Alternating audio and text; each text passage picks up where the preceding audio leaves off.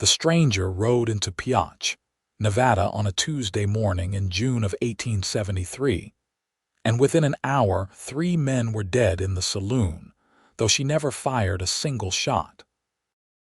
Kade Anderson watched from across the dusty street as the commotion erupted, saw the gunfighter stumble through the saloon doors clutching his chest, blood spreading across his shirt like spilled wine.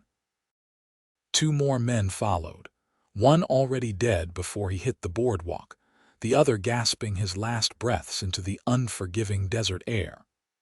The woman who emerged moments later had hair the color of autumn wheat and eyes that held more sorrow than any person should carry. She stood frozen in the doorway, her carpetbag clutched in trembling hands, staring at the carnage that had erupted around her mere presence. The townspeople gathered quickly, as they always did when violence painted their streets red. Kade knew most of them, had traded with them, drank with them, lived alongside them for the better part of 5 years since he'd claimed his ranch in the valley outside town. He watched their faces harden as they looked at the young woman, watched suspicion bloom into something uglier. "She is cursed," Mrs. Henderson declared, her voice carrying across the street with the certainty of gospel. "Mark my words, death follows that girl like a shadow." The woman flinched at those words, and Kade saw something in her expression that struck him deep in his chest. Not guilt, but a terrible resignation, as if she had heard such accusations before and expected nothing different now. Sheriff Clayton emerged from the saloon, wiping his brow with a handkerchief already stained with sweat and dust. "Looks like Harper and his boys got into it over a card game. The girl here had nothing to do with it, far as I can tell. Just bad timing, her walking in when tensions were already high." "Bad timing," someone muttered. "That is what they said about the stage accident in California and the mine collapse in Colorado. Always bad timing when she is around." Kade frowned, studying the woman more closely. She could not have been more than 22 or 23, roughly his own age, with delicate features that spoke of Eastern refinement rather than frontier hardness. Her traveling dress, though dusty from the road, had once been fine quality. Her hands, he noticed, were soft, uncalloused. Not a working woman then, or at least not recently. "I will be leaving," the woman said quietly, her voice barely audible above the murmuring crowd. "I apologize for the disturbance. If you could direct me to the next stage out of town, I will trouble you no further." "Next stage does not leave until Thursday," Sheriff Clayton said, not unkindly. "You need a place to stay, Miss Ellington," she said.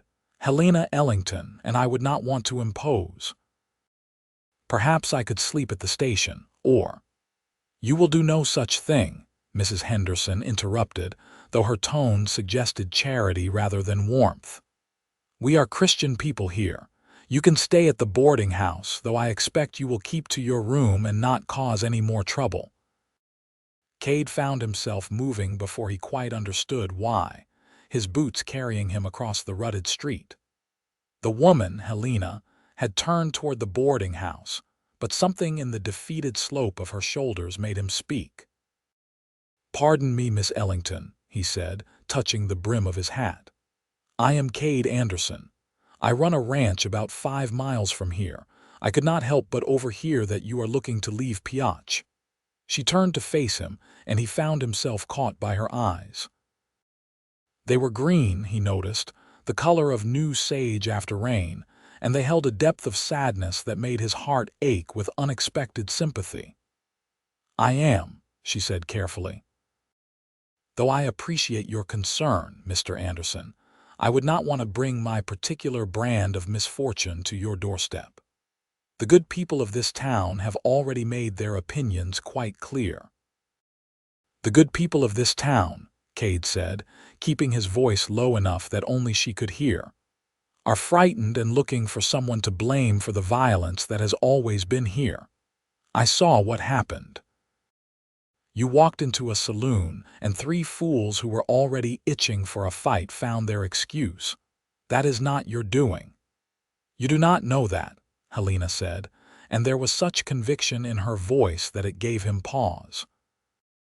"You do not know what has happened before, the trail of misfortune that follows me wherever I go. 3 weeks ago, I was traveling with a family from St. Louis. We stopped to water the horses, and a rockslide killed the father and eldest son. Before that, I worked as a governess in Denver.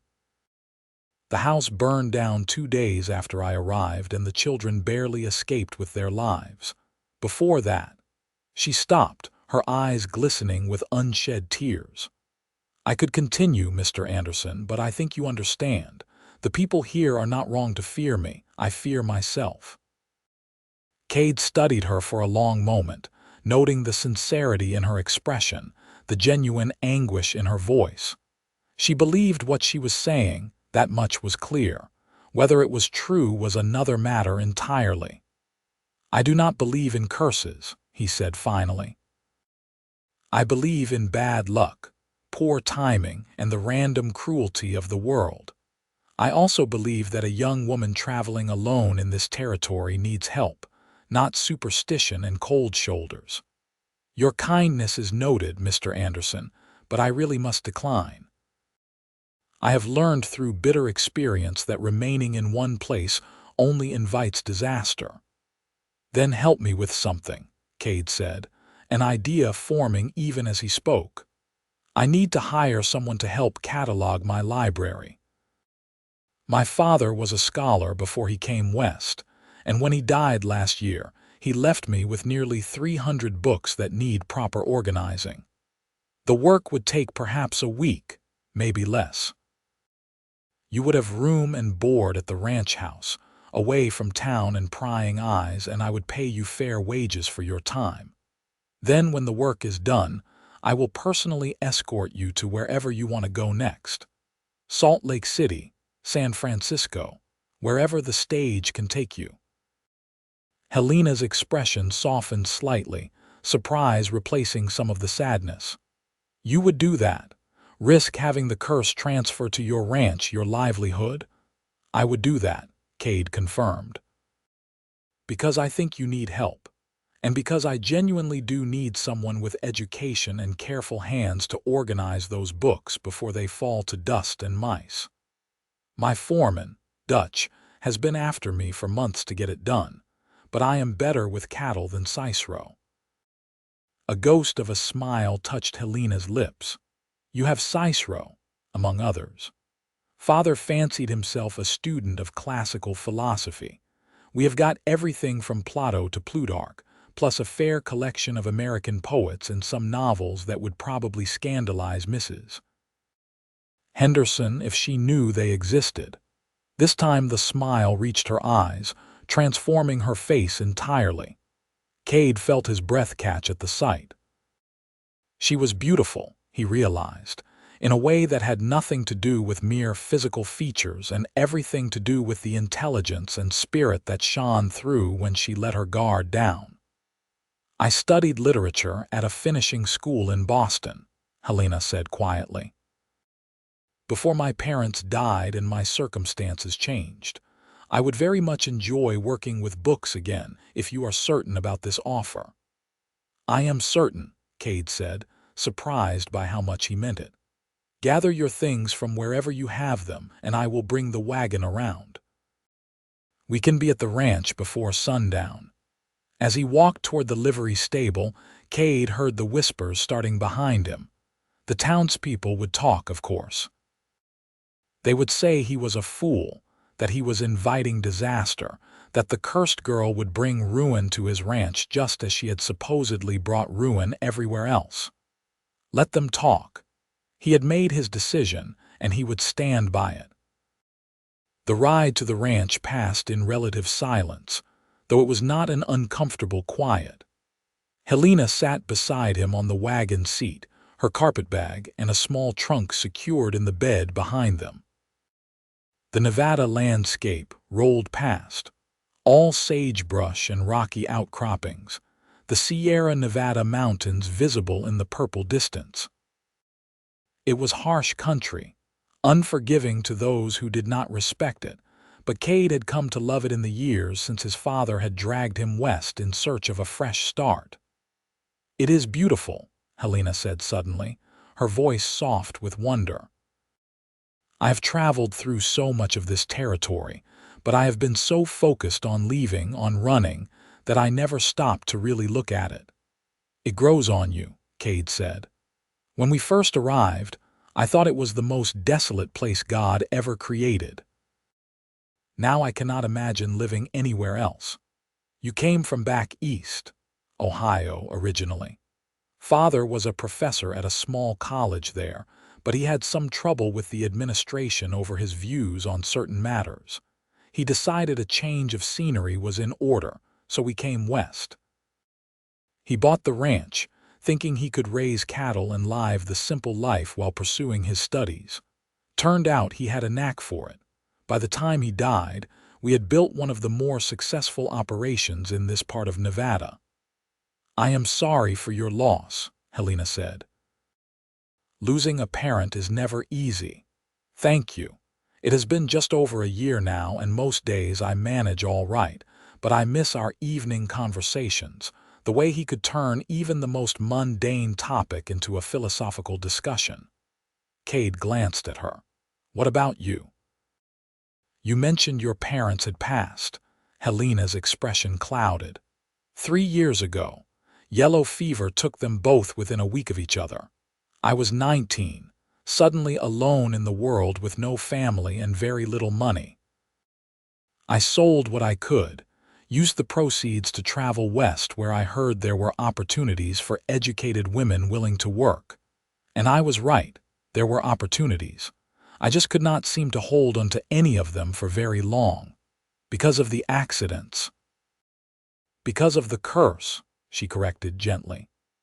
"I know you do not believe in such things, Mr. Anderson, and I admire your rationality, but I have seen too much, experienced too much, to dismiss it as mere coincidence. Something about me attracts disaster. I have tried to understand it, tried to break it, but nothing works. The best I can do is keep moving, try to minimize the damage to others." Kade wanted to argue, to present logical explanations for each incident she had mentioned, but something in her tone stopped him. She had clearly wrestled with this belief, had tried to make sense of her circumstances in the only way that seemed to fit the pattern. Arguing would not change her mind, not yet. Perhaps showing her, through example, that disasters did not have to follow her everywhere would be more effective. The ranch came into view as they crested a small rise, and Kade felt the usual swell of pride in his chest. The main house was built of local stone and timber, 2 stories with a wide porch that wrapped around 3 sides. His father had designed it himself, wanting something that would last for generations. Beyond the house stood the barn, the bunkhouse where his ranch hands stayed, several corrals and various outbuildings necessary for a working cattle operation. "It is lovely," Helena said, genuine appreciation in her voice. "You have built something substantial here." "We have tried," Kade said. "Some days it feels like 2 steps forward and 1 step back, but we are making progress." As they pulled up to the house, a tall, weathered man in his 50s emerged from the barn. This was Dutch Holloway, Kade's foreman and the closest thing to family he had left. Dutch had worked for Kade's father from the beginning, had taught Kade everything he knew about ranching, and had stayed on after the old man died to help keep things running smoothly.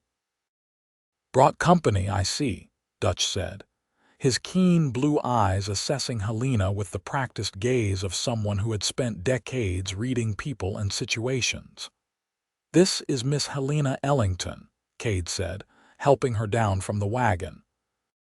"She will be staying with us for about a week, helping me organize Father's library.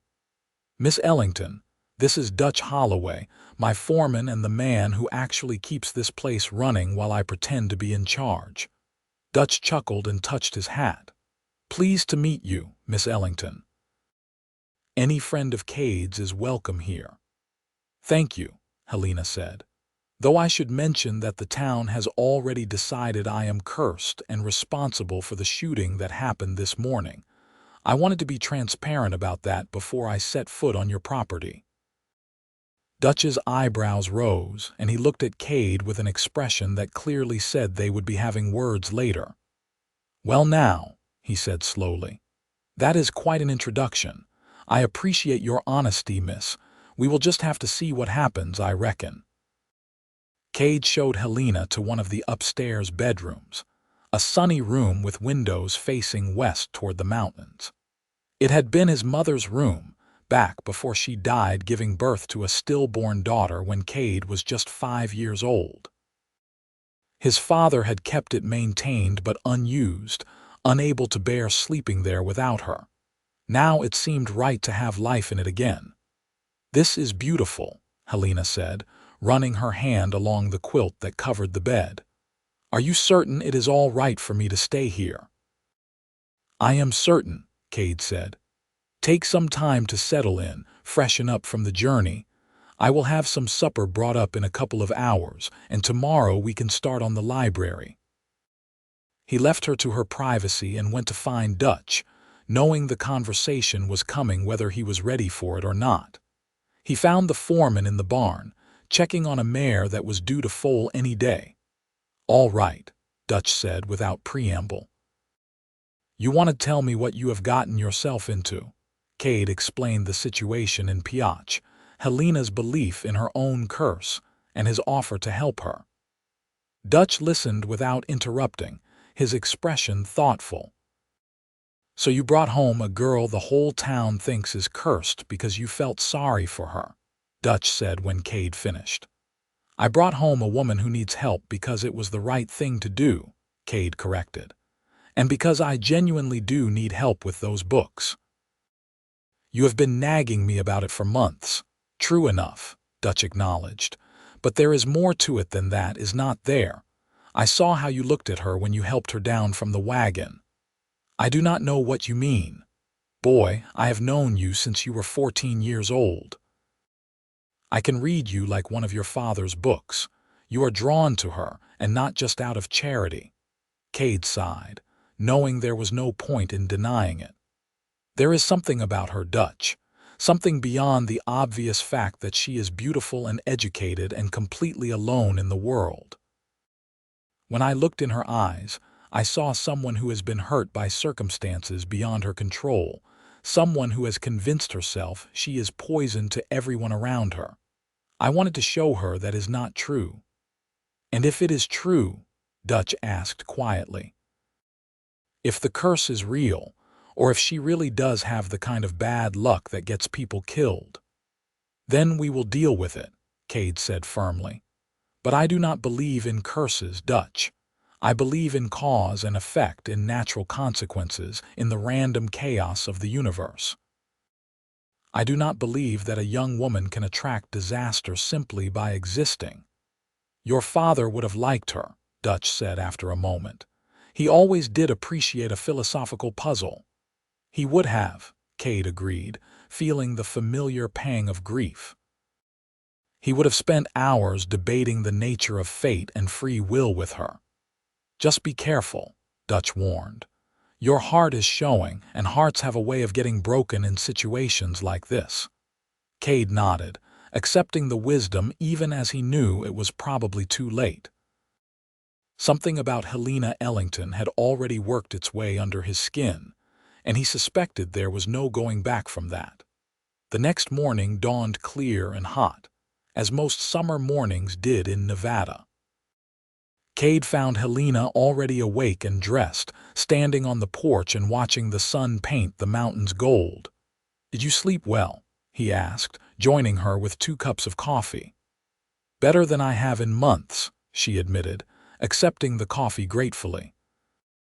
"There is something peaceful about this place. I almost hate to say it for fear of jinxing it." "No jinxes," Kade said firmly.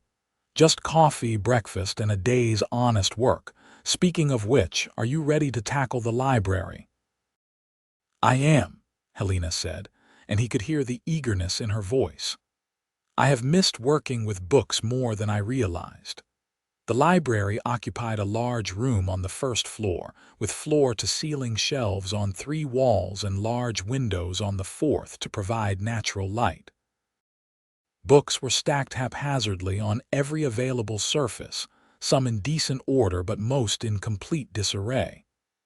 Kade's father had been a voracious reader but a terrible organizer, acquiring books faster than he could possibly catalog them. "Oh my," Helena breathed, taking in the scope of the task.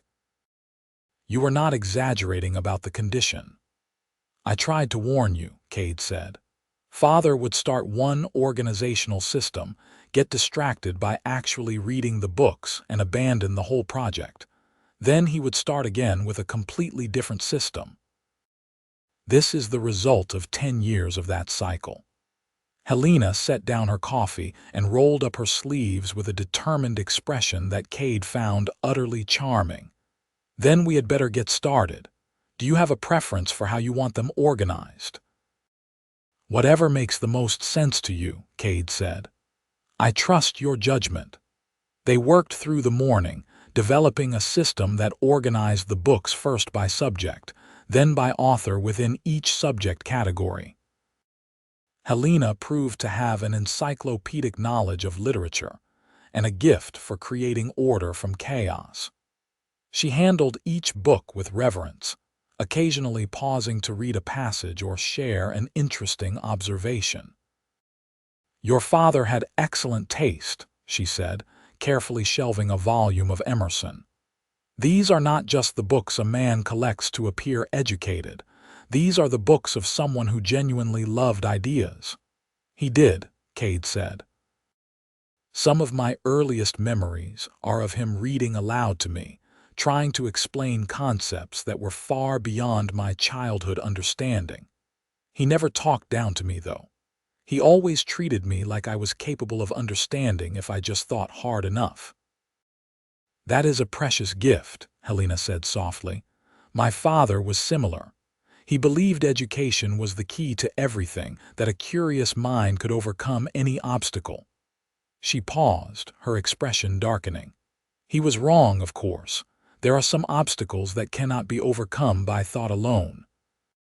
"The curse," Kade said. "The curse," she confirmed.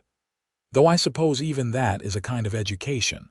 I have learned not to get too comfortable, not to make long-term plans, not to let myself care too deeply about places or people. Those lessons have kept me alive, if not particularly happy." "What if you are wrong?" Kade asked, setting down the book he had been holding. "What if there is no curse, just a string of terrible luck that has convinced you there is something wrong with you?" Helena met his eyes, and he saw both hope and fear in her expression. "Then I have spent 3 years running from nothing, isolating myself for no reason, denying myself any chance at a normal life because of a pattern I imagined. I am not sure which possibility is worse, Mr. Anderson. At least if the curse is real, there is a reason for all the pain. If it is not, then it has all been meaningless suffering." "It has not been meaningless," Kade said, moving closer to her. "Everything you have experienced has made you who you are. That person is intelligent, capable, kind, despite having every reason to be bitter. If that is the result of your journey, cursed or not, then something good has come from it." She looked at him for a long moment, something shifting in her expression.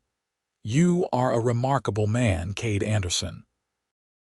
I find myself wanting to believe you, wanting to trust that maybe, just maybe, things could be different here." "Then believe it," he said. "Give it a chance. Give us a chance to prove that you can stay in one place without disaster striking." "Us?" she asked, and he realized what he had just implied. "I mean the ranch," he said quickly, feeling heat rise in his cheeks. "Dutch, me, the hands, all of us." But Helena was looking at him with new awareness, and he knew she had heard the truth beneath his awkward correction. Something was growing between them, something neither of them had planned but both were beginning to acknowledge. The moment was broken by the sound of hoofbeats outside. Kade went to the window and saw Dutch riding toward the house at a pace that suggested urgency. He excused himself and met the foreman on the porch. "We have got a problem," Dutch said, swinging down from his horse. "Found fresh tracks up in the north pasture. Looks like rustlers scouting our herd. They have hit the Thompson Ranch twice in the past month. I think we might be next." Kade felt his jaw tighten. Cattle rustling was a constant threat in this part of Nevada, and losing even a portion of his herd could be financially devastating. How many of them? Hard to say from the tracks. At least 3, maybe more. "We need to increase patrols, maybe hire a couple extra hands to watch the herd at night." "Do it," Kade said. "Whatever you think is necessary." As Dutch rode back toward the bunkhouse to organize the men, Kade returned to the library to find Helena standing exactly where he had left her, her face pale. "It is starting," she said quietly. "The curse. I have been here less than a day, and already your ranch is threatened." "Rustlers have nothing to do with you," Kade said firmly. "They have been hitting ranches in this area for weeks. It is unfortunate timing, nothing more. You cannot know that." "Yes, I can. Because rustlers are motivated by greed, not supernatural forces. They want cattle they can sell, and my herd is as tempting a target as any other in the territory. This is a practical problem with practical solutions, not evidence of a curse." Helena wanted to argue. He could see it in her eyes, but she held her tongue. They returned to their work, but the easy companionship of the morning had been replaced by tension. She kept glancing at him when she thought he was not looking, worry etched across her features. The day passed without further incident, and by evening they had made significant progress on the library. Kade could already see the difference, the emerging order that would eventually make the collection accessible and useful rather than merely decorative. Over dinner, which they shared at the large dining table with Dutch joining them, Helena remained quiet. The foreman tried to draw her out with questions about her travels and experiences, but her responses were polite and brief. Kade recognized the pattern from earlier, the way she was already beginning to withdraw, to protect herself and them from the disaster she believed was inevitable. After the meal, he followed her to the porch where she had gone to watch the sunset. The sky was ablaze with orange and purple, the kind of spectacular display that only seemed to happen in the wide open spaces of the West. "You are thinking about leaving," he said, not bothering to make it a question. Helena did not deny it. "The rustlers are just the beginning. Tomorrow something else will happen, and the day after that something worse. It always escalates, Kade. I have seen the pattern too many times to doubt it." "Then break the pattern," he said. "Stay, face whatever comes, and let us prove that we can handle it together." "Why?" she asked, turning to face him. "Why does this matter so much to you? You barely know me." "Because I am tired of watching good people suffer because of other people's superstitions and fears," he said. "Because my father taught me that the measure of a man is what he does when it would be easier to look away. And because, whether you believe it or not, I see something in you worth fighting for. And if people get hurt because I stayed, if the ranch is damaged, or Dutch or one of the hands is injured, could you live with that? Could you live with running for the rest of your life?" he countered. "Never settling, never building relationships, never letting yourself be happy because you are afraid of what might happen."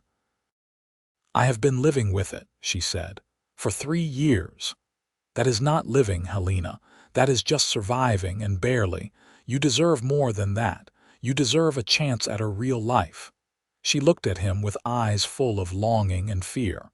"I want to believe you. I want it more than I can say." "Then stay," he said again. "At least until the library is finished. Give yourself that much time to see if the sky falls. And if it does, then I will help you put it back together." The words hung in the air between them, weighted with meaning beyond their surface simplicity. They stood in silence, watching the last of the light fade from the sky, and Kade felt something fundamental shift. Whether she admitted it or not, Helena had made her decision. She would stay, at least for now. The next 3 days passed in a strange mixture of productivity and tension. Helena and Kade worked together in the library each day, their system becoming more efficient as they learned each other's rhythms. They talked while they worked, conversations ranging from literature to philosophy to their childhoods and dreams. Kade found himself looking forward to each morning, to the moment when Helena would appear on the porch with that cautious smile that lit up her whole face. But the shadow of the curse, or bad luck, or whatever it was, loomed over everything. The rustlers had not struck yet, but Dutch reported more signs of their presence. One of the hands broke his arm in a fall from his horse, an injury that should not have happened to a skilled rider on familiar terrain. A section of fence collapsed for no apparent reason, requiring 2 days of repair work. Minor incidents, each one explainable on its own, but accumulating into a pattern that fed Helena's fears. "It is happening," she said on the 4th night, after they had finished dinner and were once again on the porch. "Maybe slowly, maybe in small ways, but the curse is manifesting.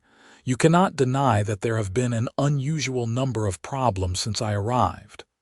"I can and do deny it," Kade said. "Ranches have problems, Helena. Accidents happen. Fences break. Rustlers scout herds. None of this is outside the normal range of difficulties we face every single month. The only difference is that you are here to witness it and blame yourself." "How can you be so certain?" "Because I keep detailed records," he said. "I went back through the ledgers from the past year. In an average week, we have between 3 and 5 incidents that require attention. Injuries, equipment failures, predators, weather damage, you name it. This week we have had 4 incidents. That is actually below average if you want to look at it statistically." Helena stared at him. "You looked through the records." "I did. I wanted proof, not just assumption. And the proof shows that this week has been, if anything, quieter than usual." He could see her struggling with this information, wanting to believe it but afraid to let go of the narrative she had built around her own misfortune. Kade understood the impulse. Sometimes a person's pain became so familiar that releasing it felt more frightening than holding on to it. "Come with me," he said, standing and offering his hand. "I want to show you something." She hesitated, then took his hand. Her fingers were warm in his, delicate but not fragile. He led her down the porch steps and out toward the barn, past the corrals where horses dozed in the moonlight, to a small rise that overlooked the valley. From here, they could see the ranch spread out below them, the buildings dark except for the lights in the bunkhouse where the hands were probably playing cards and telling stories. "This is my favorite spot on the whole property," Kade said. "Father and I used to come up here on clear nights and look at the stars. He would point out constellations and tell me the myths behind them. Greek, Roman, Egyptian, he knew them all. And then he would talk about how humanity has always looked at the heavens and tried to make sense of chaos by finding patterns and telling stories." "It is beautiful," Helena said softly. "I can see why you love it." "But the thing is," Kade continued, "those patterns we see in the stars, they are not really there. The stars do not actually form pictures or tell stories. We create those narratives because our brains are wired to find meaning and order, even when there is none. It is a survival mechanism, a way of making sense of a universe that is fundamentally random and indifferent." "You think that is what I have done with the curse," Helena said. "Found a pattern that is not really there."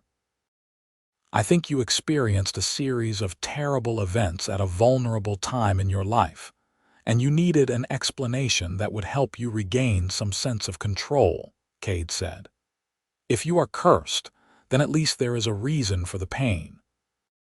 You can take precautions, keep moving, protect others by staying away. It gives you agency in a situation that probably felt completely chaotic and overwhelming." "That is remarkably insightful," she said, and there was no sarcasm in her tone, only genuine appreciation. "I had a good teacher," Kade said. "Father was always pushing me to think about why people believe what they believe, to look beneath the surface explanations to the psychological needs they fulfill." They stood in silence for a while, and Kade became acutely aware of how close they were standing, how natural it felt to have her beside him. The night air was cool, carrying the scent of sage and distant rain. Somewhere in the darkness, a coyote called out, its cry echoing across the valley. "What if you are right?" Helena asked quietly. "What if there is no curse, no pattern, just random misfortune that I have given far too much power over my life?" "Then you are free," Kade said simply. "Free to stay in one place, to build relationships, to make plans that extend beyond the next stage out of town. Free to live," she said, wonder in her voice. "Free to live," he confirmed. She turned to face him, moonlight silvering her hair and painting her features in soft shades of gray. "You have given me something I did not think I would ever have again, Kade. Hope. The possibility that my life could be different than I thought. I do not know how to thank you for that. You do not have to thank me. Just stay. See what happens when you stop running." "I will stay," she said. "At least until the library is finished. Beyond that, I cannot promise yet." "That is enough," Kade said, though his heart wanted more, wanted promises and plans and a future he had no right to expect. "For now, that is enough." They walked back to the house in comfortable silence, and when they said goodnight at the foot of the stairs, Kade had to resist the urge to pull her into his arms. It was too soon, too complicated. She was still healing from years of self-imposed isolation and fear. Whatever was growing between them needed time and space to develop naturally. But as he lay in bed that night, unable to sleep, he admitted to himself what he had been trying to deny since the moment he first saw her standing in that Pioche doorway. He was falling in love with Helena Ellington, curse or no curse. The question was whether she would let herself fall with him. The library was nearly finished when the real trouble came.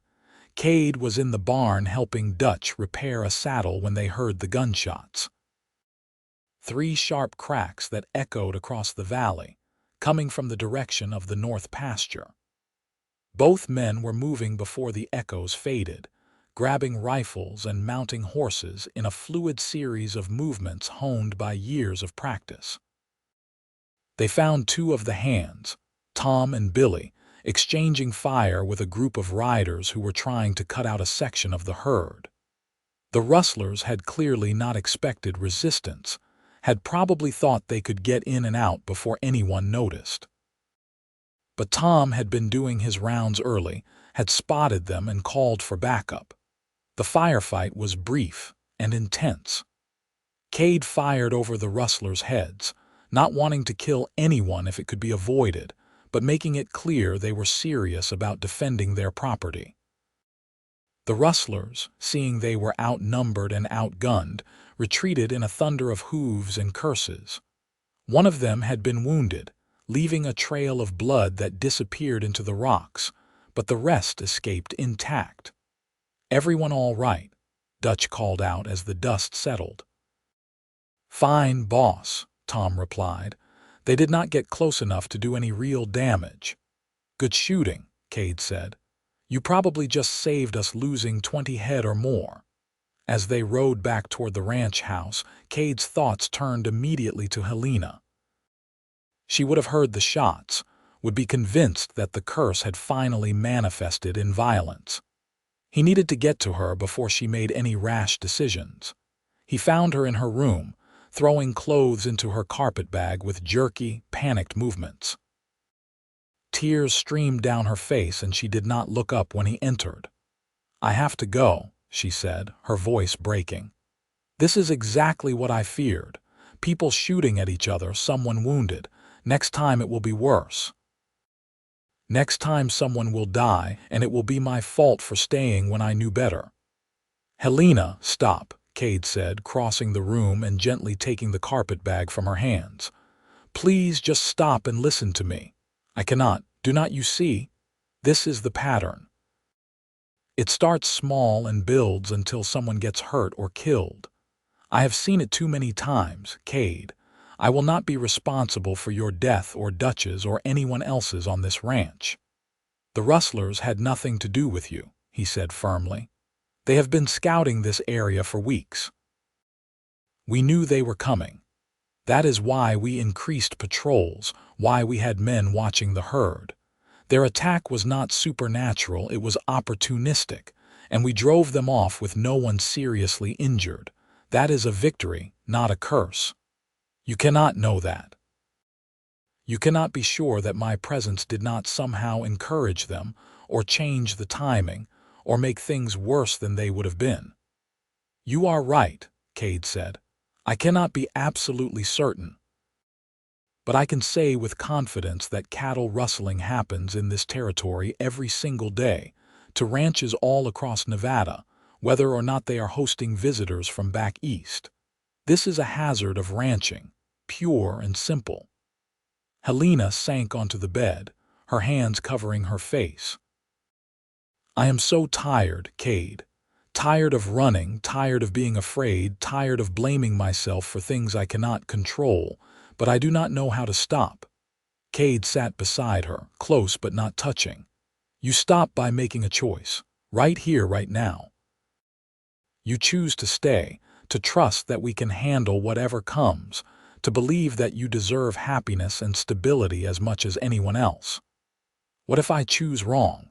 What if I stay and someone dies? What if you leave and spend the rest of your life regretting it?" he countered. "What if you run from the one place and the one person who could finally give you peace?" She looked up at him, her green eyes searching his face. "Why do you care so much? Really, Kade, why does any of this matter to you?" This was the moment. He could deflect, make it about general principle or Christian charity. Or he could tell her the truth and accept whatever consequences came. "Because I have fallen in love with you," he said quietly. "Somewhere between the library and the stars and these past few days of getting to know you, I fell completely and irrevocably in love. And I cannot stand the thought of you leaving when we have barely had a chance to explore what this could be." Helena's breath caught, her eyes widening. "Kade, you cannot. I am too much risk, too much trouble." "You are worth every bit of risk and trouble," he said. "You are brilliant and kind and stronger than you know. You have survived losses that would have broken most people, and you kept your humanity intact. That is remarkable, Helena. You are remarkable." "I do not feel remarkable," she whispered. "I feel scared and broken and completely overwhelmed." "Then let me help you," he said, taking her hand. "Let me show you that you do not have to carry all of this alone. Let me prove that you can have a life here, a future that does not involve constantly looking over your shoulder for the next disaster. And if the curse is real, if I bring ruin to everything you have built, then we will rebuild together," he said. "I am not afraid of hard work or setbacks. I am only afraid of losing you before we have had a chance to see where this leads." She was quiet for a long moment, tears still tracking down her cheeks. Then, so softly he almost missed it, she said, "I love you too. I did not want to, tried not to, but I do.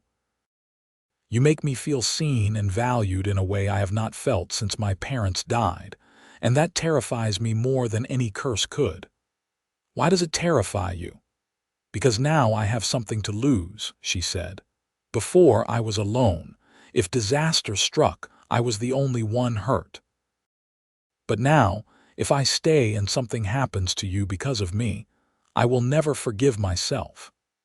And if you leave and live the rest of your life without ever knowing what we could have had together, could you forgive yourself for that?" She closed her eyes, wrestling with the question. Kade waited, his heart pounding, knowing that whatever she decided in this moment would determine the course of both their lives. Finally, she opened her eyes and met his gaze. "I will stay," she said, "at least for now. I cannot promise I will not panic and try to run again, but I will try. I will try to believe that love is stronger than curses, that maybe this time things can be different." "That is all I ask," Kade said, relief flooding through him. "Just try. We will figure out the rest as we go." He leaned forward, giving her time to pull away, and when she did not, he kissed her gently. Her lips were soft and warm, tasting of salt from her tears. She made a small sound of surprise, then melted into him, her hands coming up to cup his face. The kiss deepened, became something more than comfort, becoming promise and commitment and the beginning of something neither of them fully understood yet, but both were willing to explore. When they finally pulled apart, both were breathing hard. Helena laughed, a genuine sound of joy that transformed her entire face. "I have not been kissed like that in 3 years," she said. "I had forgotten how wonderful it feels." "Then I will have to make up for lost time," Kade said, grinning. "Once you are ready, of course. No pressure." "I think I might be ready," she said shyly. "For this, at least. The rest we can figure out together." "Together," Kade agreed. "I like the sound of that." The library was completed 2 days later, every book properly catalogued and shelved according to the system Helena had devised. Standing in the finished room, surrounded by order and potential knowledge, Kade felt his father's presence more strongly than he had since the old man's death. He would have loved this, he told Helena. Not just the organization, but the person who created it. "You have his appreciation for precision and beauty combined." "I wish I could have met him," Helena said. "From everything you have told me, he sounds like he was an extraordinary man." "He was," Kade said. "Flawed, certainly, but extraordinary. I think he would have had a lot to say about curses and belief systems, and the power of narrative to shape our lives." "Probably the same things you have been saying," Helena said with a small smile. "You are more like him than you might realize." The days since the Rustler attack had been peaceful, almost suspiciously so. No accidents, no injuries, no disasters of any kind. Helena had relaxed somewhat, though Kade could still see her tense whenever something unexpected happened, waiting for the other shoe to drop. But gradually, as day followed day without incident, he saw her beginning to believe that maybe, just maybe, she could have a normal life. They had fallen into an easy rhythm, spending their days working on various ranch tasks and their evenings talking on the porch or reading together in the newly organized library. Kade had taught Helena to ride properly, and she had taken to it with surprising enthusiasm, loving the freedom of galloping across the open range. They had not spoken again about love or the future, but the connection between them deepened with each passing day, becoming as natural and necessary as breathing. Dutch watched it all with approval, though he made sure to corner Kade one evening with some pointed questions. "You planning on marrying that girl?" the foreman asked bluntly. "Because if you are not, you need to be more careful about how things look. She is living in your house, unchaperoned except for an old bachelor foreman. People will talk." "Let them talk," Kade said. "Though for the record, yes, I am planning to marry her, if she will have me, which is still an open question. You have not asked her yet. I am giving her time to settle in, to get comfortable with the idea of staying. She has spent 3 years convinced she is cursed and dangerous." I cannot expect her to jump into marriage after only 2 weeks. Fair enough, Dutch said. Just do not wait too long. A woman like that, once she feels secure, she is going to start thinking about respectability and proper courtship. Best to make your intentions clear before she starts worrying about her reputation. Kade knew Dutch was right, but he was not sure how to proceed. Marriage felt right, felt inevitable, but he worried that pushing too fast would spook Helena back into her defensive patterns. He decided to wait for the right moment, whenever that might come. The moment arrived unexpectedly, as such moments often do. They were riding together through the southern pasture, checking on a small herd of cattle that had been moved there the previous week. The day was hot but not oppressive, with enough breeze to make the temperature bearable. Helena sat her horse with growing confidence, her face flushed from sun and exercise, her hair escaping its pins to blow around her shoulders. "I have been thinking," she said as they paused to let the horses drink from a stream, "about what you said, about patterns and stories we tell ourselves." "And," Kade prompted when she did not continue, "and I think you were right.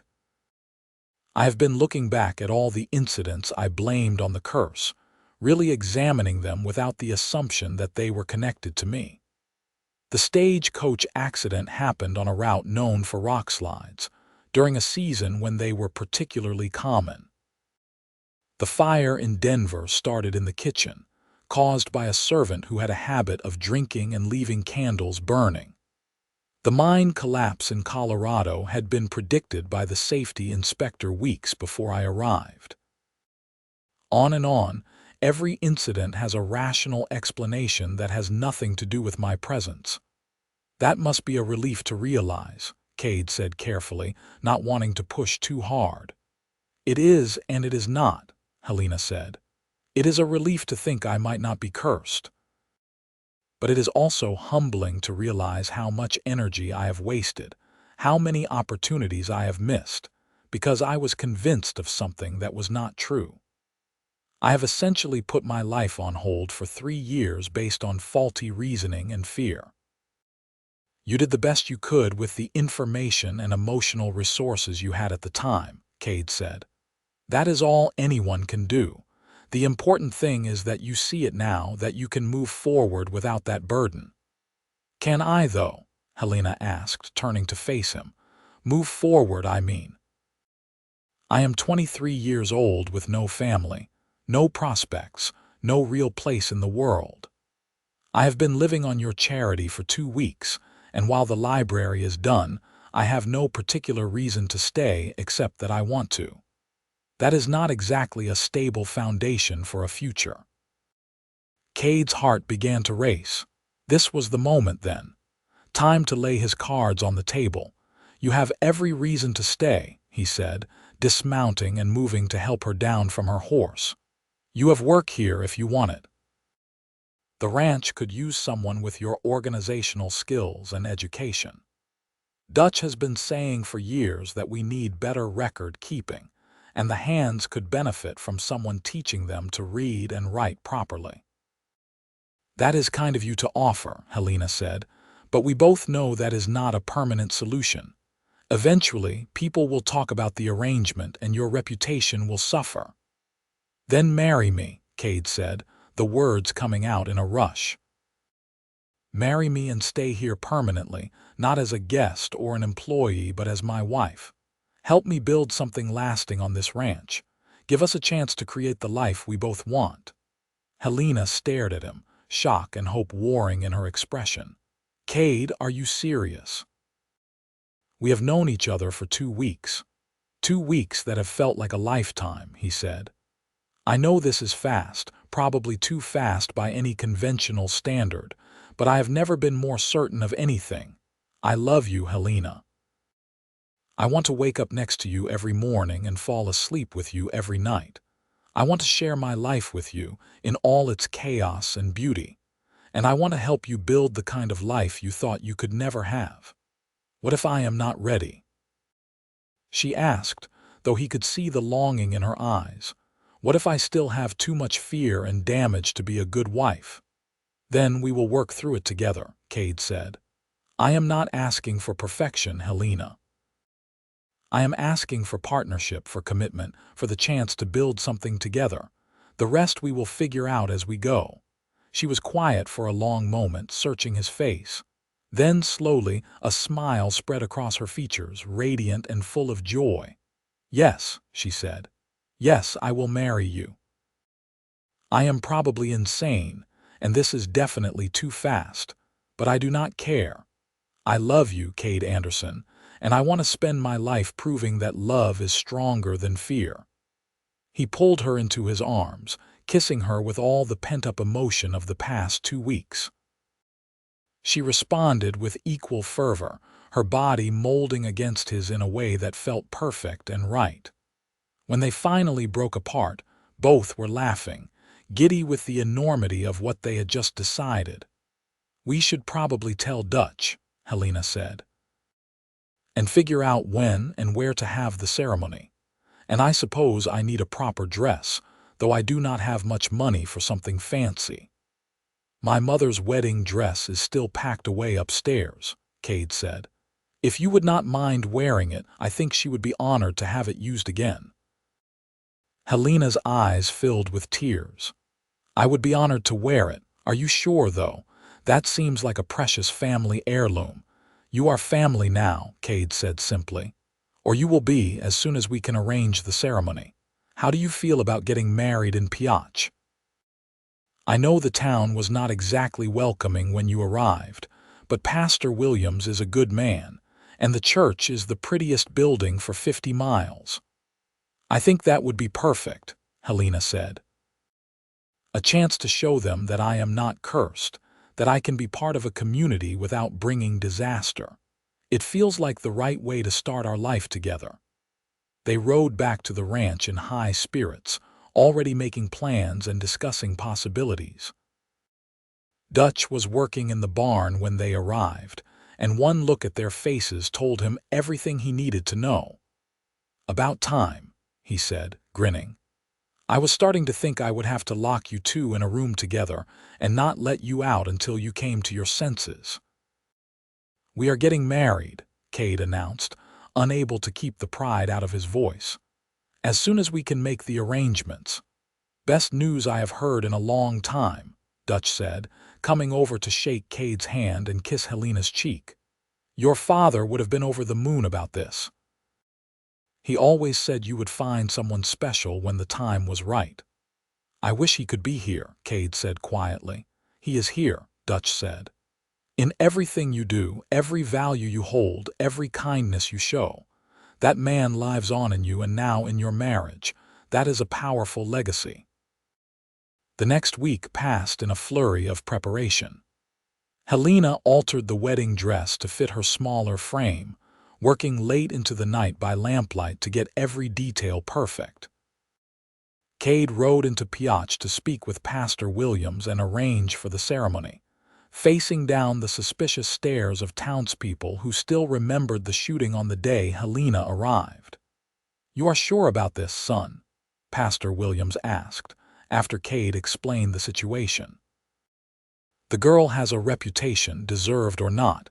Marrying her will not be easy. I am certain, Kade said. She is the woman I love, and reputation be damned, I am going to make her my wife. I would appreciate your blessing and the use of the church, but if you cannot provide that, we will find another way. The pastor studied him for a long moment, then nodded slowly. Love like that deserves support, not obstacles. I will marry you, and happily. Saturday morning, if that suits you. That suits us perfectly, Kade said, relief flooding through him. Word spread quickly through Pioche that Kade Anderson was marrying the cursed girl, and reactions were mixed. Some thought he was a fool, tempting fate by tying himself to someone marked by misfortune. Others admired his courage and saw it as a romantic gesture. A few, including Sheriff Clayton, simply wished them well and hoped for the best. The morning of the wedding dawned clear and beautiful, with the kind of perfect blue sky that seemed to promise good things. Helena looked stunning in the ivory dress, her hair pinned up with wild roses that Dutch had collected from the hillsides around the ranch. Kade wore his best suit, the one his father had worn to church every Sunday, and felt the weight of tradition and hope settling on his shoulders. The church was surprisingly full when they arrived. Dutch had spread the word among the ranching community, and several neighboring families had turned out to witness the ceremony. Even some of the townspeople who had been most vocal about Helena's supposed curse were in attendance, curiosity apparently overcoming their reservations. Pastor Williams performed a simple but heartfelt ceremony, speaking of love, commitment, and the courage it takes to build a life with another person. When the time came for vows, Kade spoke as clearly and firmly, his eyes never leaving Helena's face. I, Kade Anderson, take you, Helena Ellington, to be my lawfully wedded wife. I promise to love you in good times and bad, in sickness and health, for richer or poorer. I promise to see you as you truly are, not as others say you should be. I promise to build a life with you based on trust, respect, and the kind of love that grows stronger with each passing year. This I vow before God and these witnesses. Helena's voice was shakier, but no less sincere as she spoke her vows. I, Helena Ellington, take you, Kade Anderson, to be my lawfully wedded husband. I promise to love you with everything I am and everything I hope to become. I promise to trust in your strength when mine fails, and to be your strength when you need it. I promise to build a home with you, to create beauty and order from chaos, and to never stop believing in the possibility of happiness. This I vow before God and these witnesses. When Pastor Williams pronounced them husband and wife, the kiss they shared was met with genuine applause and a few heartfelt cheers. As they walked back down the aisle together, Kade saw tears on more than one face, and he realized that their story had touched something in the community, had reminded people of the power of faith and commitment in the face of doubt. The reception was held at the ranch, a simple affair with food and music and dancing under the stars. Dutch had organized everything with military precision, enlisting the ranch hands to help prepare tables and decorations. Several neighbors brought dishes to share, and someone produced a fiddle that kept the music flowing well into the night. Kade danced with his bride under the Nevada sky, holding her close and marveling at how perfectly she fit in his arms. "Happy?" he asked, looking down into her radiant face. "Happier than I ever thought I could be," Helena said. "I keep waiting for something to go wrong, for the other shoe to drop, but it does not come. Maybe you were right all along.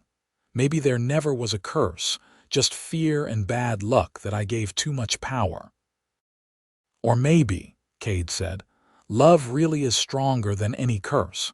Maybe choosing to stay to build a life despite the fear breaks whatever hold misfortune had on you." "I like that explanation," Helena said, resting her head on his shoulder. "It feels true in a way the curse never quite did." As the night wore on and guests began to depart, Kade and Helena finally found themselves alone on the porch, watching the last stars fade into the approaching dawn. They were married now, committed to each other and to building a life together. The future stretched out before them, full of possibility and promise. "I have been thinking about children," Helena said quietly. "Is that something you want?" "Very much," Kade said, "though there is no rush. We have time to just be husband and wife for a while, to enjoy each other and build our partnership before we add more people to the mix." "I would like that," Helena said. "Time to just be us, to figure out who we are together before we become parents.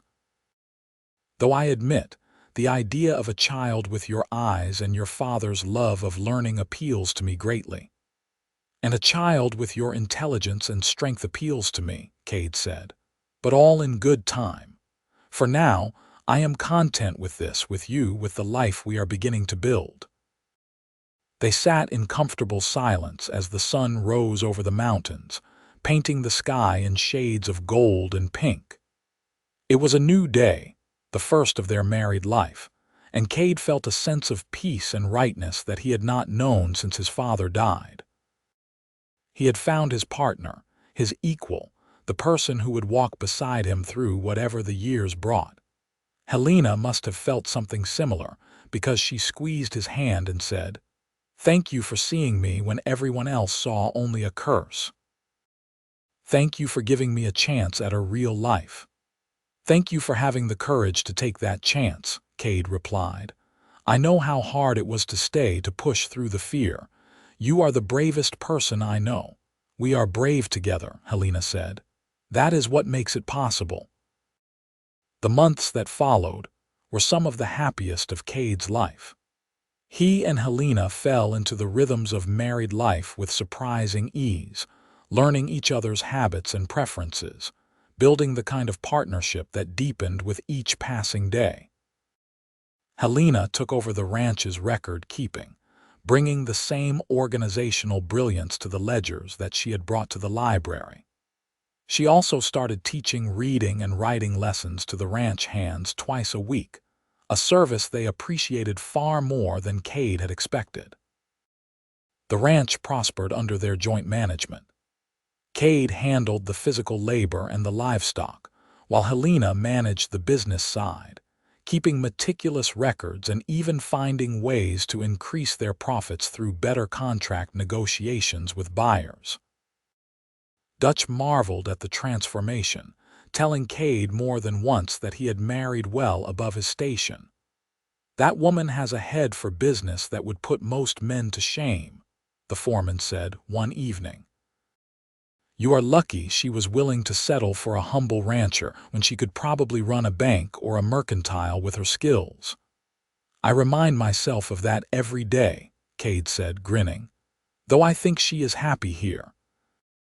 She told me last night that she feels like she has finally found where she belongs." "Good," Dutch said.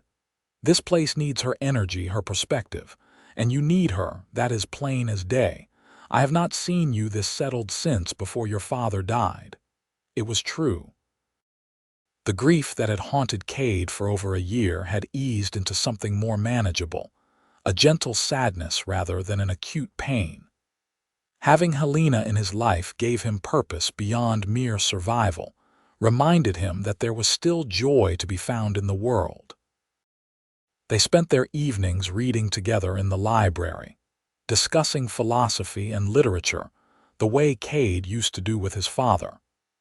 Helena had strong opinions and was not afraid to challenge his ideas, leading to debates that were intellectually stimulating and deeply satisfying. The physical side of their marriage had also blossomed beautifully. What had started with tentative kisses and shy exploration had grown into a deep physical intimacy that left both of them fulfilled and connected. Helena had told him, blushing, that she had worried she might be too damaged by fear and isolation to enjoy that aspect of marriage, but those fears had proven unfounded. They were well matched in passion as in everything else. When spring arrived and brought with it the annual roundup and branding, Helena surprised everyone by wanting to participate. Kade was hesitant at first, worried about her safety, but she insisted that she wanted to understand every aspect of ranch life.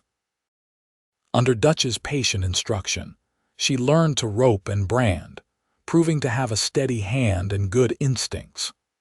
The ranch hands, who had been skeptical of her at first, came to respect and even admire her willingness to work alongside them. "Your wife is something else," Tom said to Kade one evening after a long day of branding. "Most Eastern ladies would faint at the thought of getting their hands dirty like that, but she jumps right in and does not complain once." "She is full of surprises," Kade agreed, watching Helena laugh at something Dutch had said. Her face was flushed from sun and exertion, her dress stained with dust and sweat, and Kade thought she had never looked more beautiful. That night, as they lay together in bed, Helena said, "I think I am ready to talk about children now, if you still want them." Kade's heart leaped. "Are you sure?" "There is no pressure, Helena. We can wait as long as you need." "I am sure," she said. "I feel secure here in a way I never thought possible. The curse, or the fear of it, feels like a distant memory. I have built a life, a real life, and I want to share that with a child. I want to create a family with you." "Then let's create one," Kade said, pulling her close. "Though I should warn you, if the child inherits your stubbornness and my father's tendency to question everything, we are in for an interesting time." Helena laughed, the sound filling their bedroom with warmth. "I think we can handle interesting. We have come this far, have we not?" They had indeed. And as Kade held his wife in his arms, he felt a profound gratitude for the day she had walked into Pioche, for his decision to offer help when others offered only suspicion, for her courage in accepting that help and building a new life. Whatever the future held, they would face it together, and that made all the difference.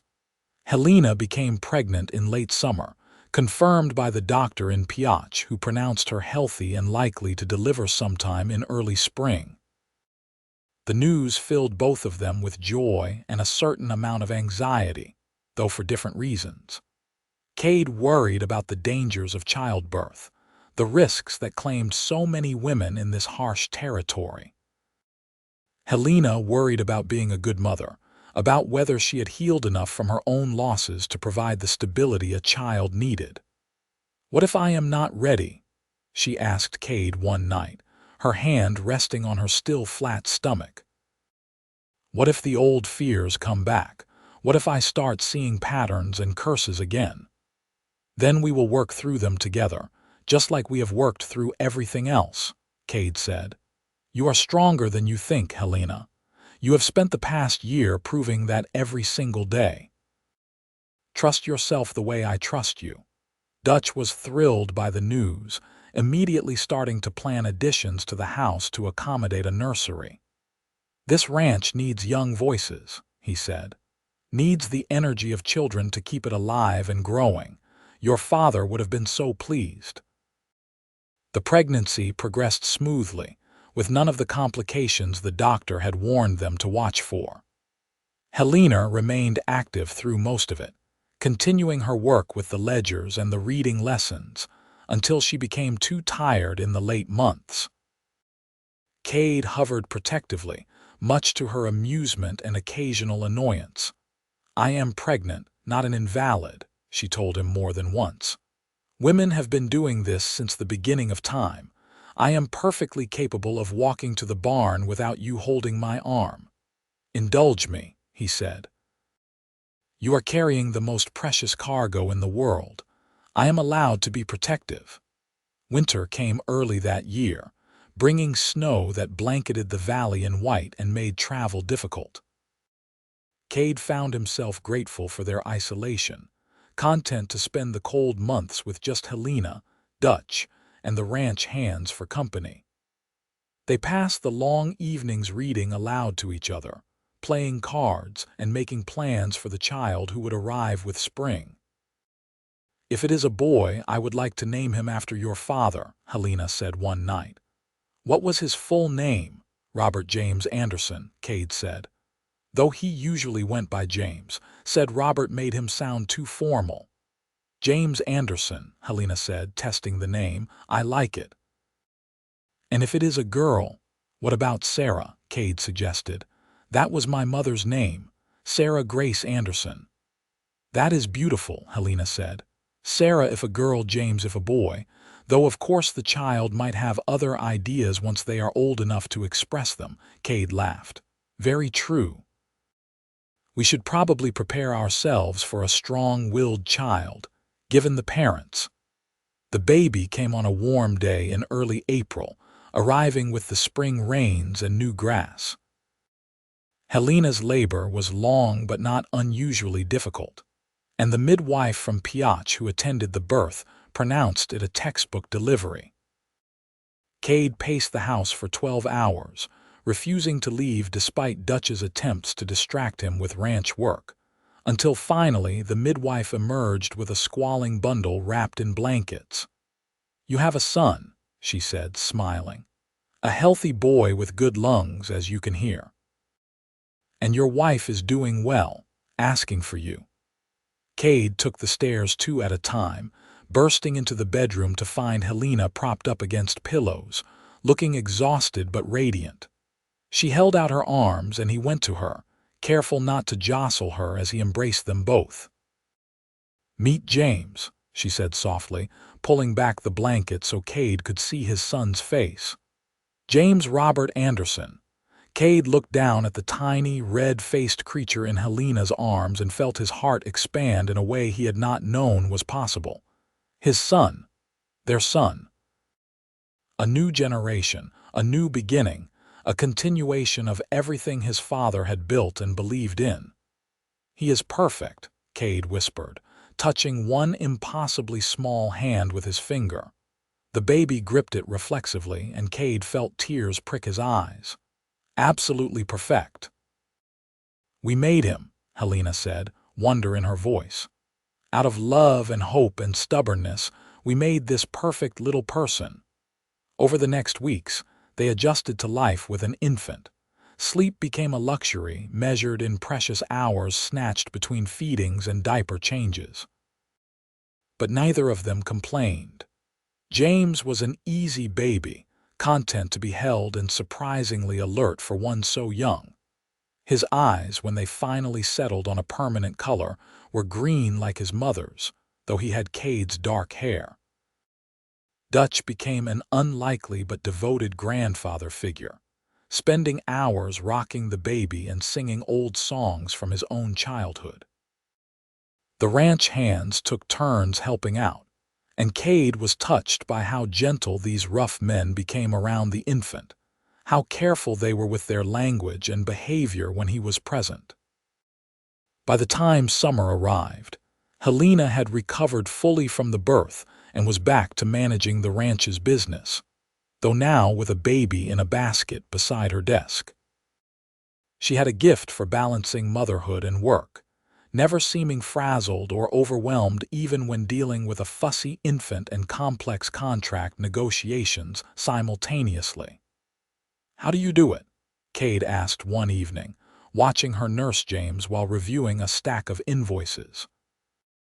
"I can barely remember to put my boots on the right feet some mornings, and you are managing an entire ranch operation with a 6-week-old attached to your chest." "Practice," Helena said, grinning. "And the knowledge that if I do not do it, it will not get done. Also, this little one is surprisingly good company. We have long conversations about profit margins and cattle prices, do we not, James?" The baby gurgled in what might have been agreement, and they both laughed. As James grew from infant to toddler, the ranch continued to prosper. Kade and Helena had found their rhythm as business partners, parents and lovers, each role reinforcing and enriching the others. They talked sometimes about having more children, but for now they were content with one, pouring their energy into raising James and building the legacy they wanted to leave him. The town of Pioche, which had once whispered about curses and disasters, now spoke of the Andersons with respect and even admiration. Helena's transformation from cursed stranger to successful rancher's wife had not gone unnoticed, and gradually the superstitions had faded, replaced by recognition of her intelligence and capability. She had become a respected member of the community, serving on the church committee and helping to organize a proper school for the scattered ranching families in the area. On James's 2nd birthday, they held a party at the ranch, inviting neighboring families and townspeople. The house was filled with laughter and children's voices, exactly the kind of vibrant life that Kade's father had dreamed of when he first bought the property. As Kade watched Helena help James blow out the candles on his cake, surrounded by friends and community, He felt a profound sense of completion. This was what they had built together. Not just a successful ranch or a comfortable home, but a life rich with connection, purpose, and love. The curse that had once defined Helena's existence had been revealed for what it truly was. Fear given form, a story told to make sense of random tragedy. By choosing to stay, to build, to love despite that fear, she had broken its power completely. That night, after the guests had gone home and James was asleep in his bed, Kade and Helena sat on the porch as they had done countless times before. The stars were brilliant overhead, and somewhere in the distance, a coyote sang to the moon. "You ever think about that first day?" Helena asked. "When you offered to help me with the library." "All the time," Kade said. "I think about how close you came to leaving, how different our lives would be if you had gotten on that stage to Salt Lake City." "I almost did," Helena admitted. "Even after accepting your offer, I spent that whole first night planning how to slip away before morning. I was so convinced that staying would only bring disaster." "What changed your mind?" "You did," she said simply. "Your kindness, your certainty that I deserved better than a life spent running. You made me want to believe in possibilities I had given up on. And then, day by day, you proved that those possibilities could become reality." "We proved it," Kade corrected. "You did the hard work of facing your fears and building something new. I just provided the space for that to happen." "We make a good team," Helena said, leaning against his shoulder. "The best team," Kade agreed. They sat in comfortable silence, and Kade found himself thinking about the future. James would grow up knowing nothing of curses or fear, only the love and stability his parents had built for him. Perhaps there would be more children, brothers and sisters to fill the house with noise and energy.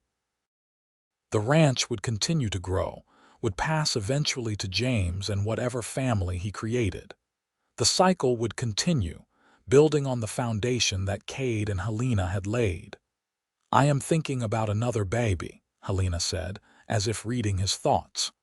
"Not right away, but maybe next year." "What do you think?"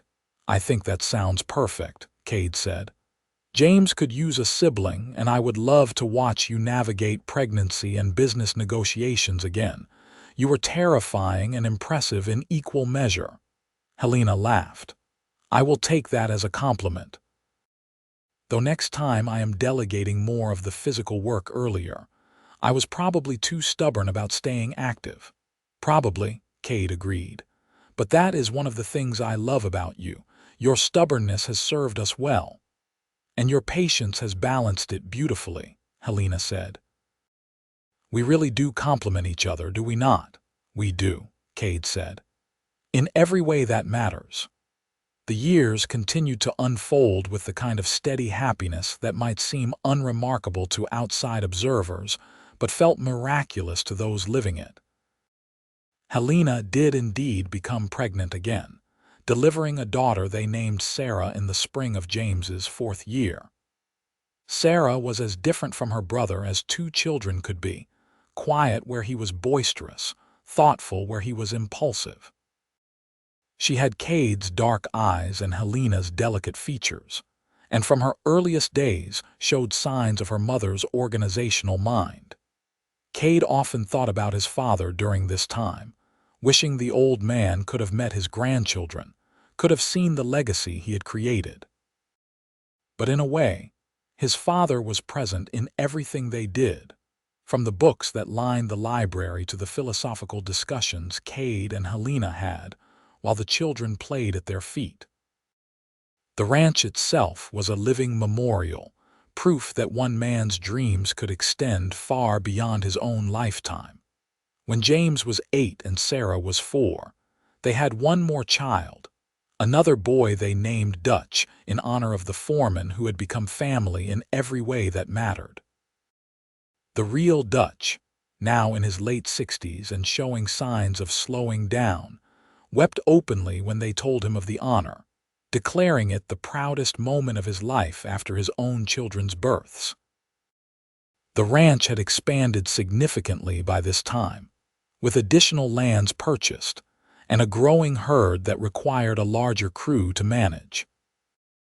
Helena had proven to be a shrewd businesswoman, negotiating contracts that maximized profits while building strong relationships with buyers across the Western territories. They were not wealthy by the standards of the great cattle barons, but they were comfortable and secure, able to provide well for their children and invest in the community. Pioche itself had grown and evolved, becoming more civilized as the rough edges of frontier life gradually smoothed over. The school Helena had helped establish now had 2 teachers and nearly 40 students. The town had a proper hospital, a lending library, and several churches serving different denominations. Violence still erupted occasionally, as it would in any mining town, but the random chaos of the early days had given way to a more predictable order. Helena had long since shed any lingering fear of curses or bad luck. The woman who had once believed herself marked by misfortune now understood that life simply brought both joy and sorrow, success and failure, in measures no one could predict or control. The key was not to avoid risk or isolate oneself, but to build strong relationships and face whatever came with courage and love. She and Kade had built exactly that kind of life together. They had weathered droughts and harsh winters, survived financial setbacks and personal losses, celebrated births and mourned deaths. Through it all, their partnership had only grown stronger, deepened by shared experience and mutual respect. On their 10th wedding anniversary, Kade arranged a surprise for Helena. He had Dutch watch the children for the evening, then took his wife up to the rise where he had first told her about patterns in the stars. He had arranged for a picnic dinner to be set up there, complete with wine from California and food from the best restaurant in Pioche. "What is all this?" Helena asked, delighted by the romantic gesture. "A celebration," Kade said. 10 years of marriage, 3 beautiful children, a successful ranch, and a love that grows stronger every day. That seems worth celebrating. They ate and talked as the sun set, reminiscing about their journey from that first meeting in Pioche to the life they had built together. Helena spoke of how strange it felt to be so settled, so secure, after years of believing stability was impossible for her. "Sometimes I have to remind myself that this is really my life," she said. "That I am not going to wake up and find it was all a dream, that the curse was real and this happiness was just an illusion." "It is real," Kade assured her. "As real as the ground under our feet and the children sleeping back at the house. You built this life, Helena. You earned every bit of happiness it brings." "We built it," she corrected. "I could never have done this alone. Your faith in me, your certainty that I was not cursed, that gave me the courage to try. Everything good in my life flows from that initial act of kindness." "Then I am glad I was there that day," Kade said. "Glad I saw beyond the superstition to the remarkable woman underneath. You are the best decision I ever made, Helena Anderson." "And you are mine," she said, kissing him with all the passion and love of their 10 years together. As the stars emerged overhead, the same stars Kade had once used to teach Helena about patterns and meaning, they lay together in comfortable silence. The future stretched before them, full of possibilities and promises. There would be challenges ahead, certainly. Children to raise, a ranch to run, the inevitable losses and changes that came with time. But they would face it all together as they always had, with love and courage and an unshakable faith in each other. The town had once called her cursed, but Kade had seen only beauty in her eyes. And in choosing to trust that beauty, to nurture it and protect it, he had been given a gift beyond measure. A partner, a lover, a mother for his children, a friend who understood him completely. Helena had been all of that and more, transforming his life as completely as he had transformed hers. They were no longer the lonely rancher and the frightened woman running from bad luck. They were husband and wife, parents, ranchers, community members. They were Kade and Helena Anderson, and together they had built something that would last for generations. The ranch would pass to their children, who would build on what their parents created, who would tell the story of how their mother came to Nevada believing herself cursed, and found instead a love that broke every chain that bound her. It was a good story, Kade thought. The kind his father would have appreciated for its themes of choice over fate, love over fear, human connection over isolation. And the best part was that it was not finished yet. There were still years ahead, still moments to be lived and memories to be made. Still mornings waking up next to Helena, still evenings watching the children play, still long talks on the porch under the Nevada stars, still time to love, to build, to grow. Still time to prove, day after day, that the lonely rancher had been right all along. Helena was not cursed. She was blessed, as he was blessed, by the love they had found in each other and the life they had chosen to build together. And that, Kade knew, was all that truly mattered.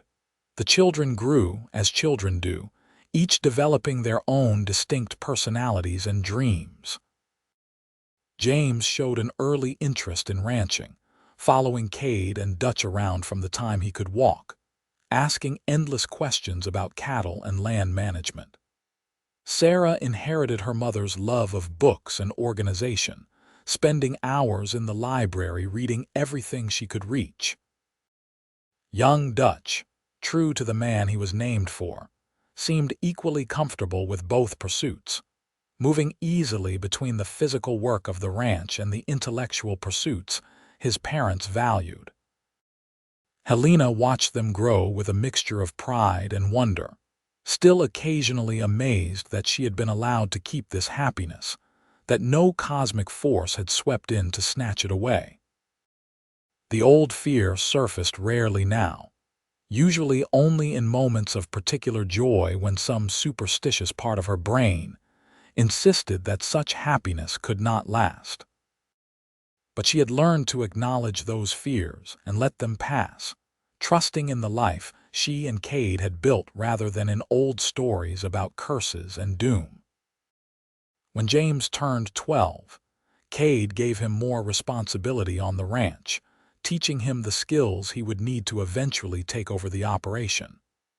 The boy took to it naturally, showing the same intuitive understanding of cattle and land that his father possessed. He was good with the hands, respectful but confident, and he had a gift for reading animals that suggested he would be an excellent rancher. Sarah, at 8, had already announced her intention to become a teacher, inspired by the education she received at the Pioche school. Helena encouraged this dream while also making sure her daughter understood all the options available to her. The world was changing, even in Nevada, and women were beginning to find new opportunities that previous generations could not have imagined. Young Dutch, at 4, was still too young for specific dreams, content to simply be loved and included in family life.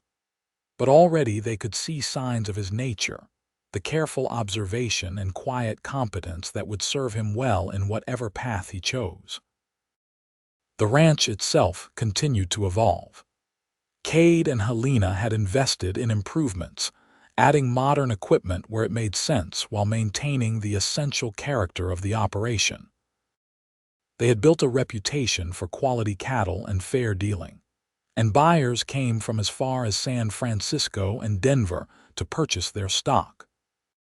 Dutch, the original Dutch, had finally retired from active ranch work at 70, though he still lived in the foreman's cottage and served as an advisor and beloved grandfather figure to the children.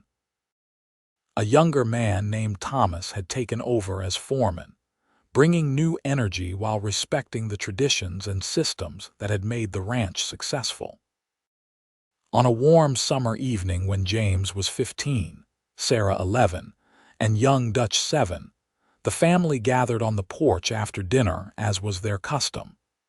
The children were debating some point of history, using the argumentative techniques they had learned from their parents' own spirited discussions.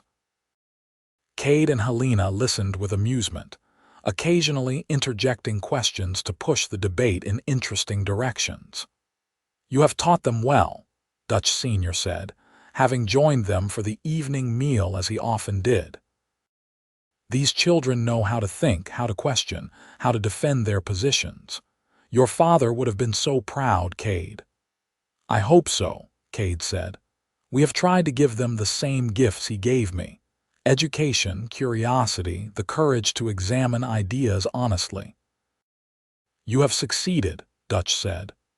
"And more than that, you have built something lasting here. This ranch, this family, this legacy. It is everything a man could hope to leave behind." Later, after the children had been sent to bed and Dutch had walked back to his cottage, Kade and Helena remained on the porch. 17 years had passed since that day in Pioche when they first met. 17 years of building and growing and loving. They had both changed, matured by experience and responsibility, but the essential connection between them remained as strong as ever. "You ever regret it?" Kade asked. "Staying here, marrying me, choosing this life over all the other possibilities?" "Never," Helena said without hesitation. "This is everything I never knew I wanted, everything I thought I could not have. You gave me that, Kade. You and your stubborn refusal to believe in curses. You gave me just as much," he said. "A family, a true partner, a reason to build something that will outlast us both. Before you came, I was just maintaining what my father started. With you, I have created something new, something that belongs to us and our children." "Our children who are growing up far too fast," Helena said with a touch of melancholy. "James will be a man soon, ready to take on real responsibility. The others will follow before we know it." "That is the way of things," Kade said. "We raise them to leave us to build their own lives, just as my father raised me, as your parents raised you." "I know," Helena said. "But knowing does not make it easier. I find myself wanting to hold on to every moment, to preserve this time when they are still ours, still children who need us."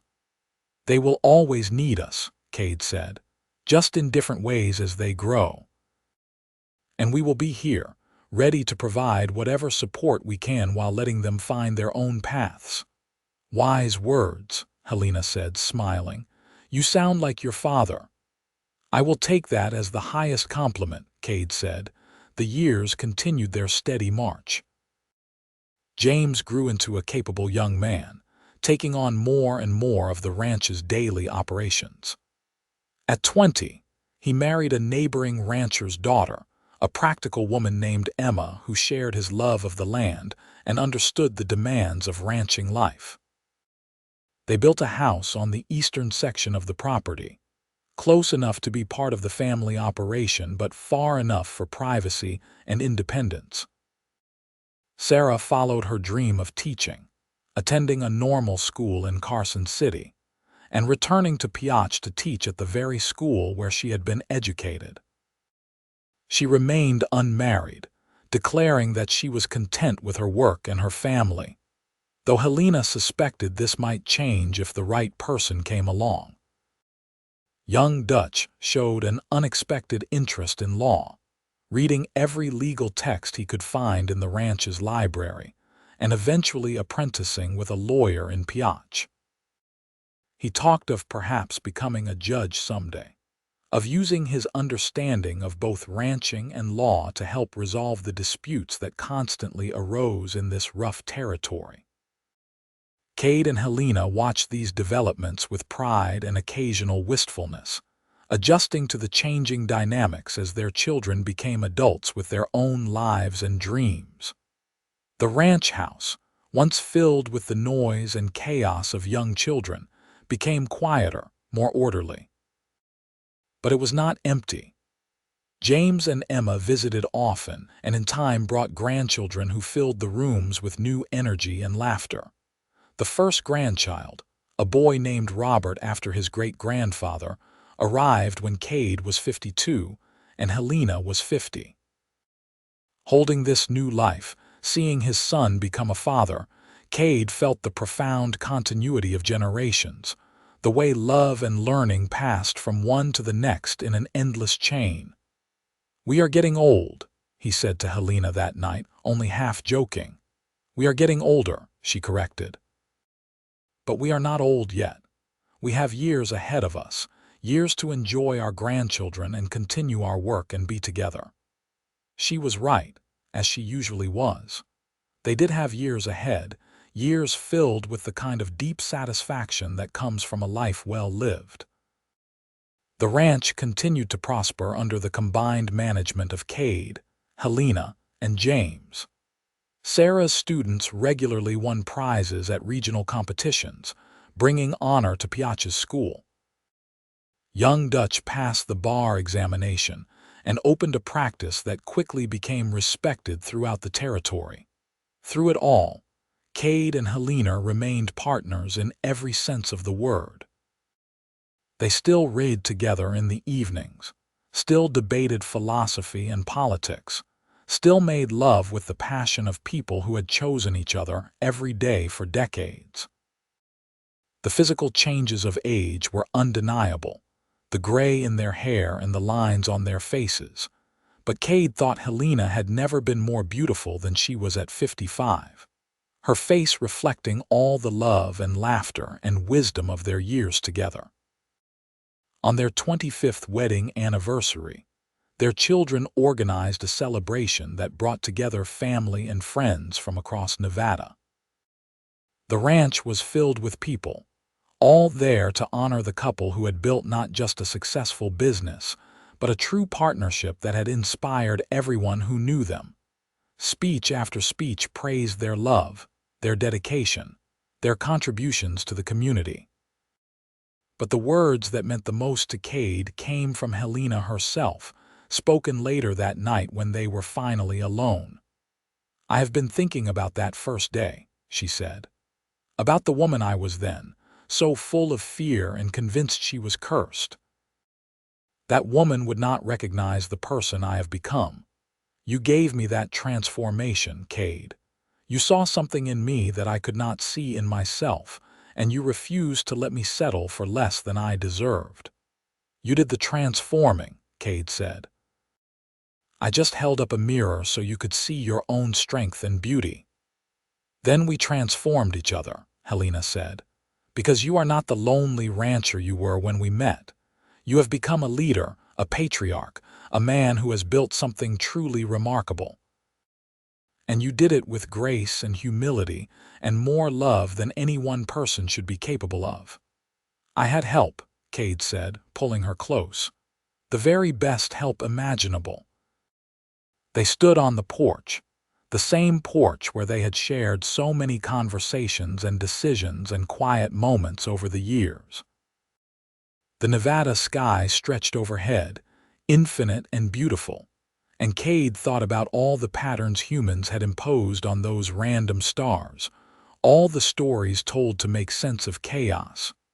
Their own story had seemed unlikely, almost impossible. A cursed woman and a lonely rancher, finding each other against all odds and building a love that lasted a quarter-century and showed no signs of fading. It was the kind of story people told around fires, the kind that inspired hope in those facing their own challenges. But the truth, Kade knew, was simpler than any legend. They had chosen each other day after day, year after year. They had worked hard, loved fiercely, and refused to let fear or superstition define their lives. And that was enough. More than enough. It was everything. As they grew older still, moving into their 60s and then 70s, Kade and Helena gradually handed over more responsibility to the younger generation. James ran the ranch with Emma beside him, their own children now learning the trade. Sarah had become the school's headmistress, shaping education for an entire generation of Pioche children. Young Dutch sat on the bench as a circuit judge, his reputation for fairness and wisdom growing with each case he decided. The original Dutch passed away peacefully in his sleep at 83, surrounded by the family who loved him. His funeral drew people from all over the territory, a testament to the impact one good man could have. Young Dutch, his namesake, gave the eulogy, speaking of loyalty, dedication, and the kind of friendship that transcended blood ties.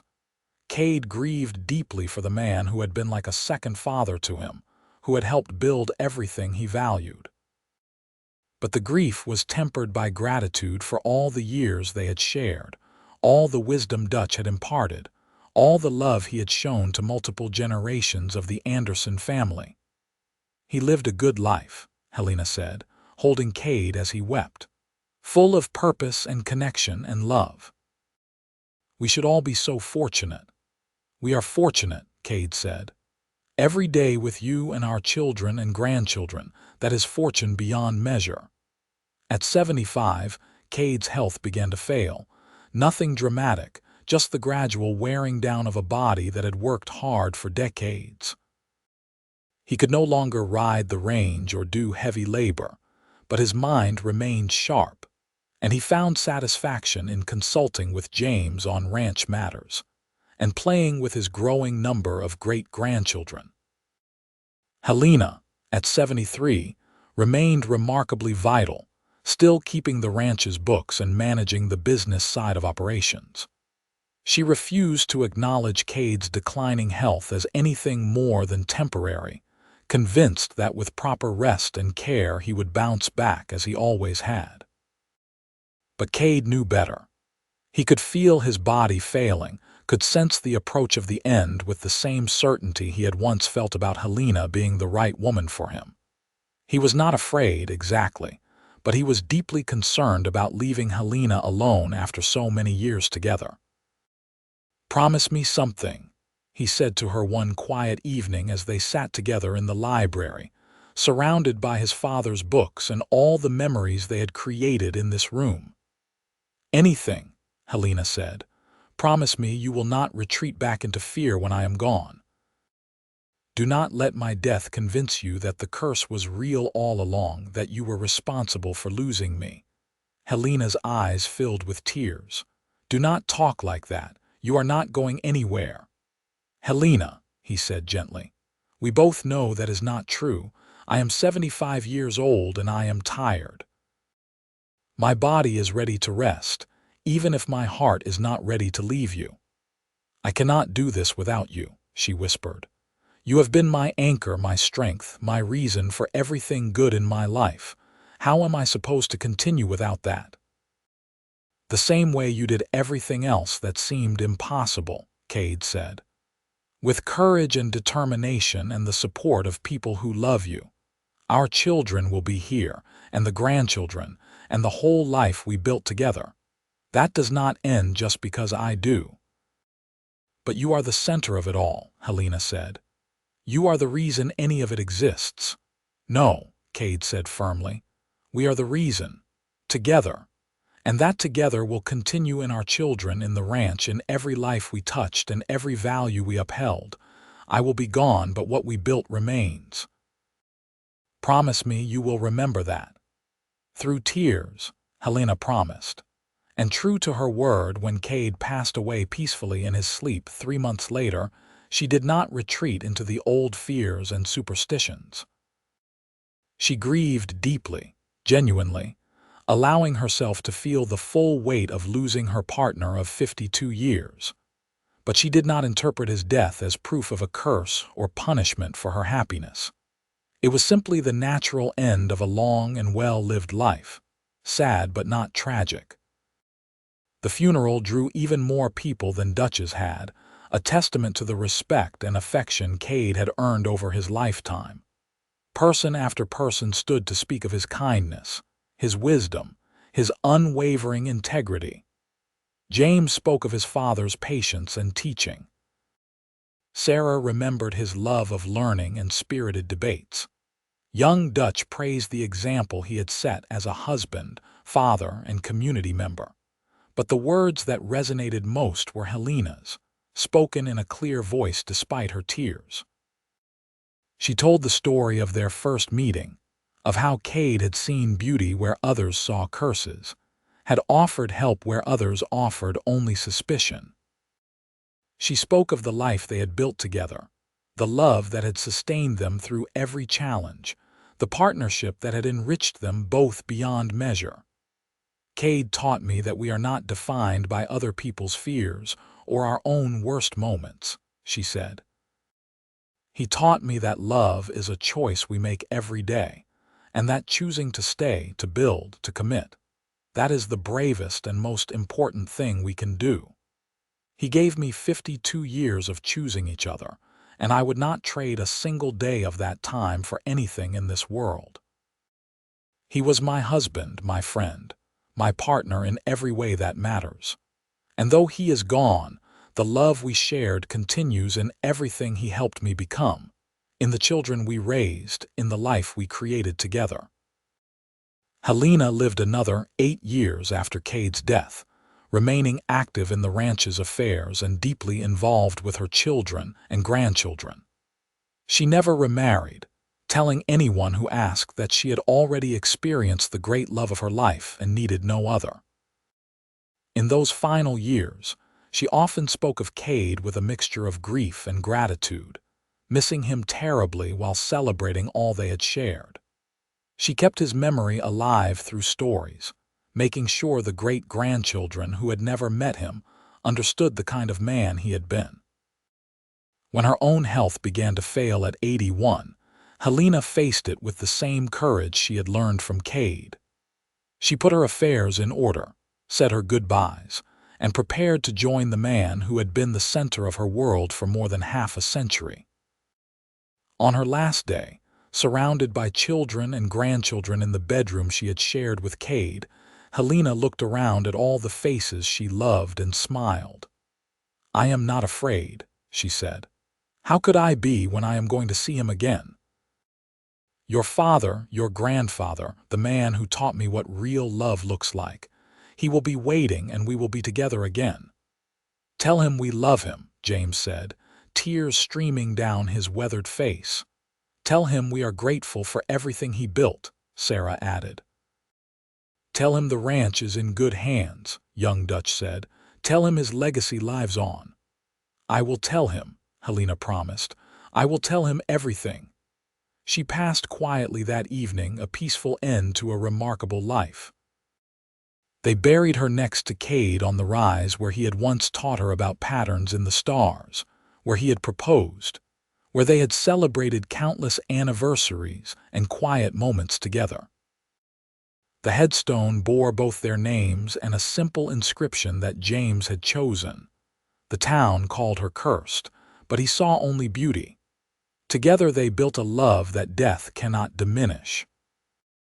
The ranch continued under James's management, then his sons after him, each generation building on what Kade and Helena had created.